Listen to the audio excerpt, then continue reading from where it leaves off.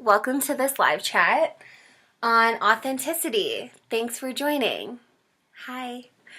So I want to talk about professionalism, or really showing up authentically when you're in a professional space or have a professional job.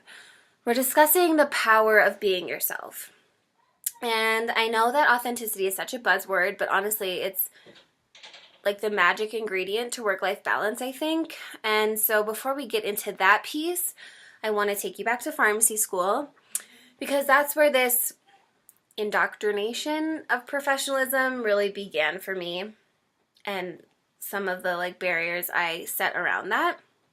That might be a strong word, but that's really how I felt. So professionalism was huge at my school, and I'm really grateful for that. Not only was this value and expectation taught to us in our curriculum, but also the extracurriculars that I was in, the organizations, really encouraged this as well.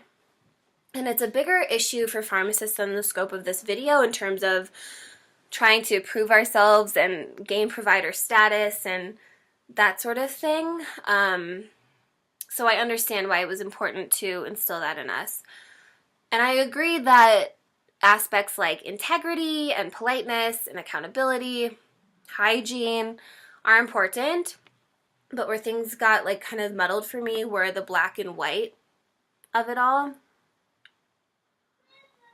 So, for example, in lab, we covered our tattoos and piercings and couldn't have certain hairstyles.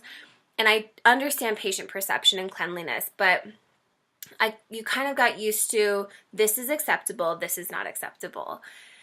So, like I mentioned in my post today, that really fueled how I censored myself.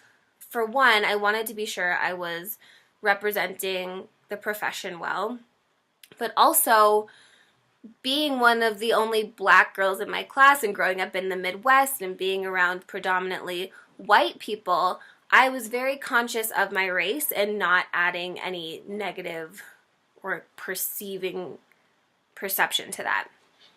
So it really made me pause when I was considering expressing myself in one way or the other. Was this going to be accepted or was this going to be rejected?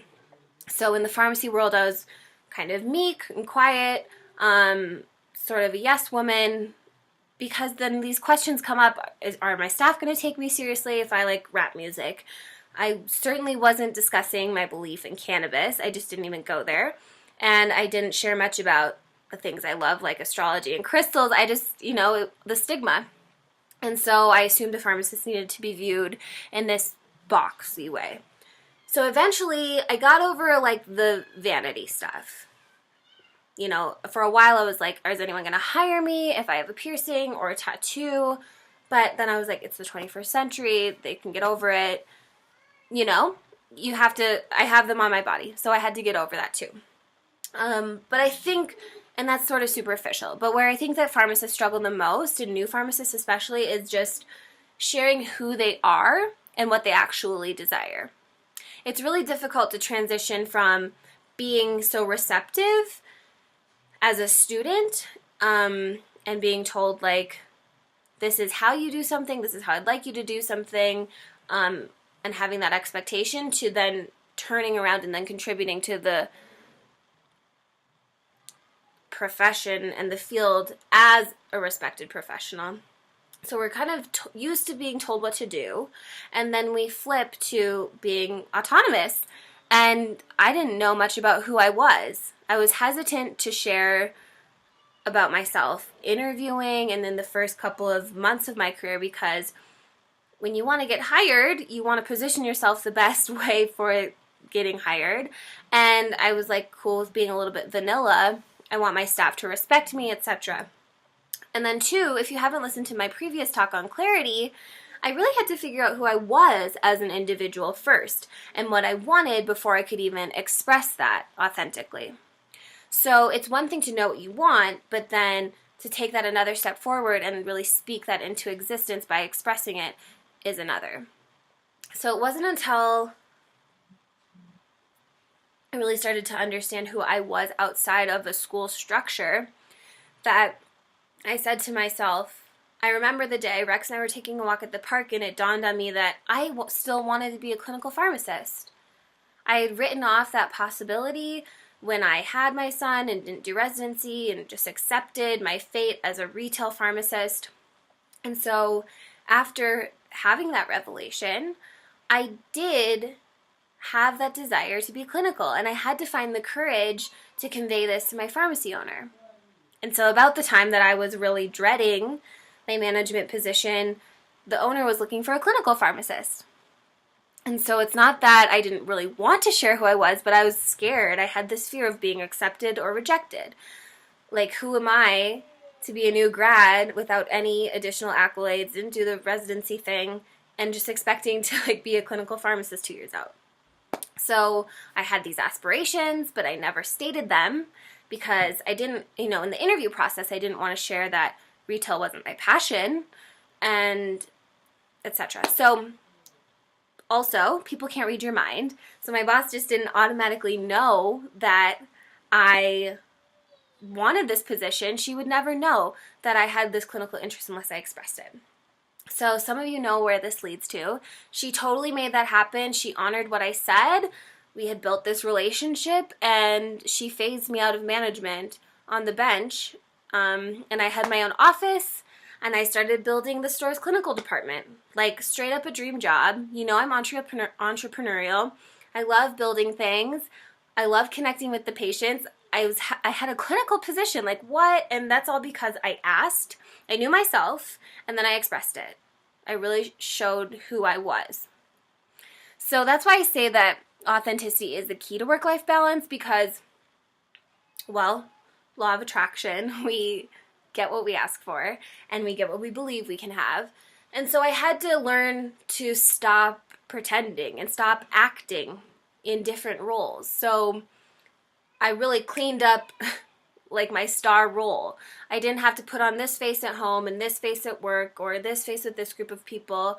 And that's really exhausting, and it takes a lot of energy to keep track of what's accepted in what groups and people pleasing and all of that.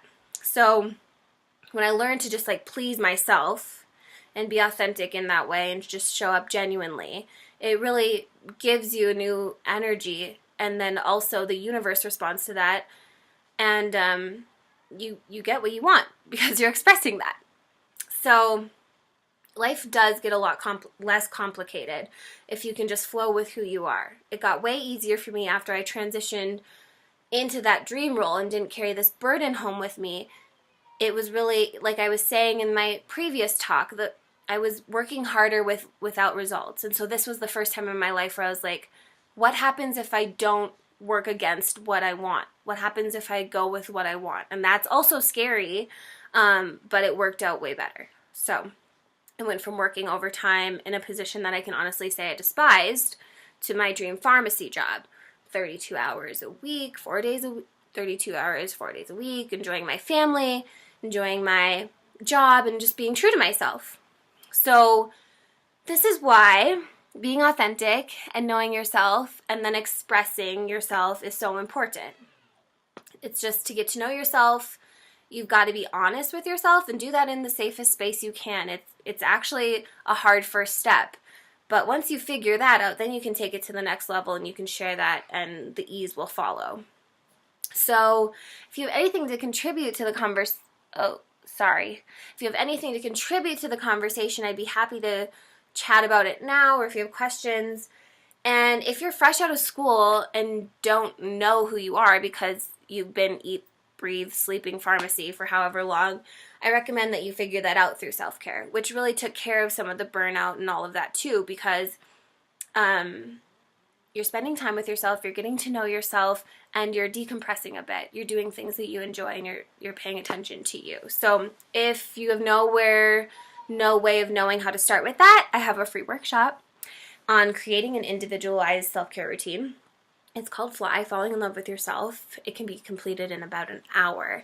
And I take you through all the excuses you make for not making time for yourself or feeling guilty about it, whatever, to actually creating a list of the things that fulfill you, like mind, body, spirit.